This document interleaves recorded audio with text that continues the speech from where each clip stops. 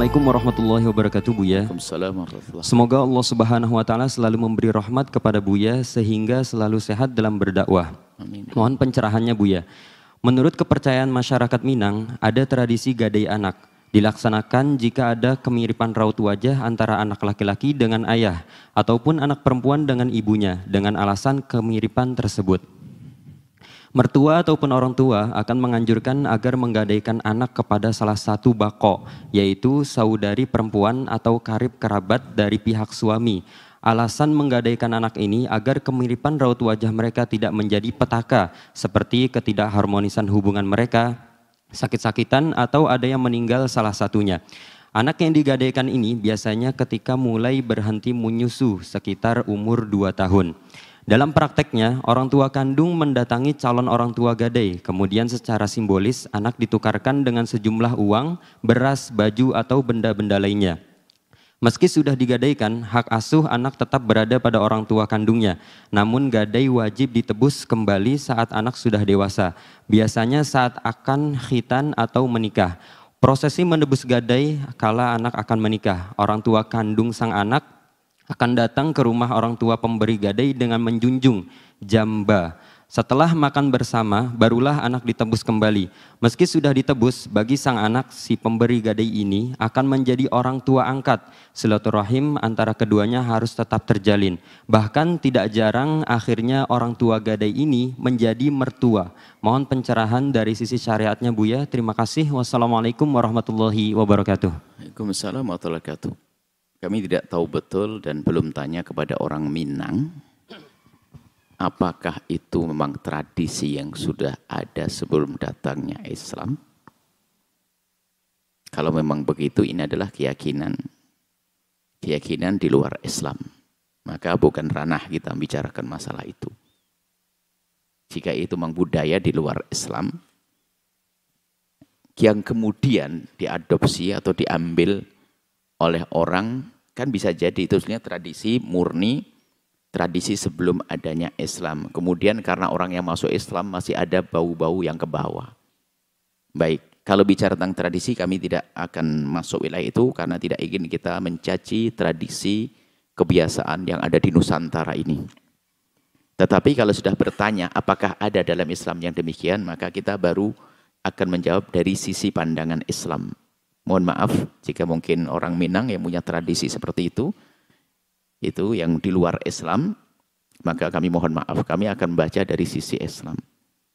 Tidak ada istilah gade menggade semacam itu.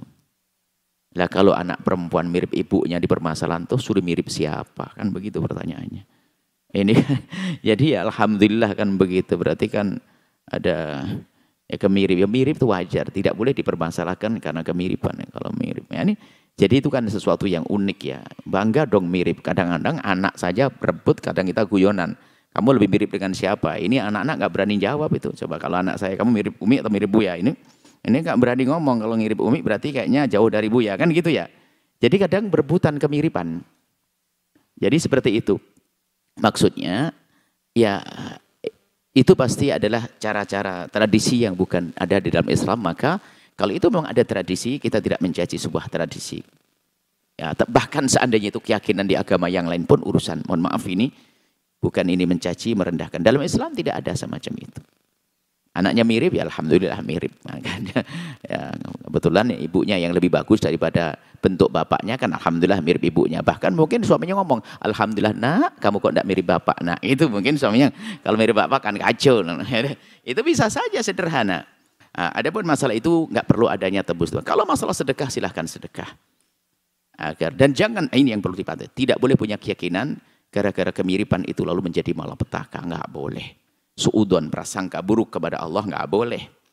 Ya, jangan-jangan gara-gara kemiripan lalu terbawa-bawa. Nggak usah digade-gadekan, nggak usah prasangka buruk. Kalau ternyata dalam hidup ada kecelakaan dan sebagainya, yang nggak pakai gade-gadean ada celah, yang gade-gadean juga ada celah.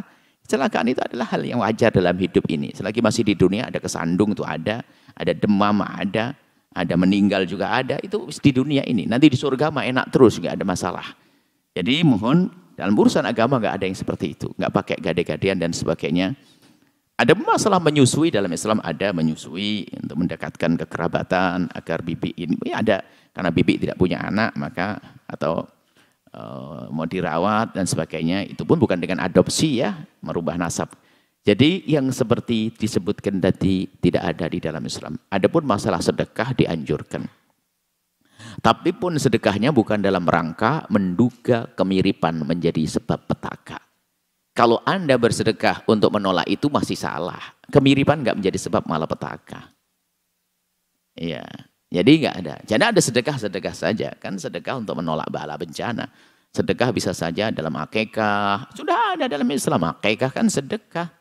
Atau yang lainnya, Anda ingin nyekolahkan anak masuk TK, bismillah, semoga dimudahkan. Anda sedekah, masuk SD, Anda sedekah, syukuran sedekah tatfa'ul bala itu. Jadi nggak perlu yang demikian itu. Mohon maaf kepada masyarakat Minang, saya tidak tahu betul seperti apa kisahnya. Kalau memang hanya kayak gitu-gitu tadi yang diceritakan panjang tadi, maka harus ditepis keyakinan-keyakinan seperti itu. Masa mirip aja mataka, nggak ada. Jadi kalau Anda ingin sedekah, yang perlu Anda lakukan adalah jika Anda punya anak, ya sudah, Anda syukuri dengan bersedekah waktu akikah. Makan yang enak, tentunya dengan rezeki yang halal di saat Anda mampu. Setelah itu, khusnudon ini anak adalah anak membawa keberkahan. Itu saja. Jangan malah mengira anak membawa malah petaka. Nggak ada anak membawa malah petaka. Kecuali anak yang tidak dididik.